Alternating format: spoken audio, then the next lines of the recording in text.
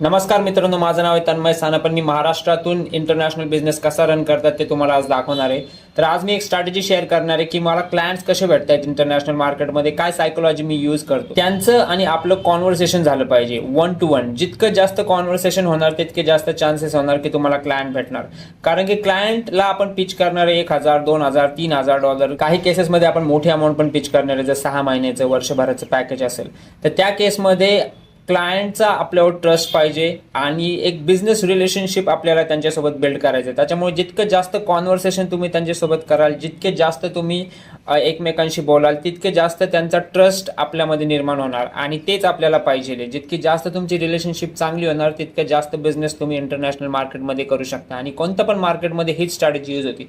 त्याच्यामुळं आपल्याला काय करायचं आहे, फेसबुक, इंस्टाग्राम, लिंक्डइन जेवढे पण प्लॅटफॉर्म असतील ते प्लॅटफॉर्म वापरून त्या क्लायंटसोबत जास्तीत जास्त बोलायचं आहे, त्यांच्यासोबत कनेक्शन रिक्वेस्ट पाठवायच्या, त्यांना फ्रेंड रिक्वेस्ट पाठवायच्या.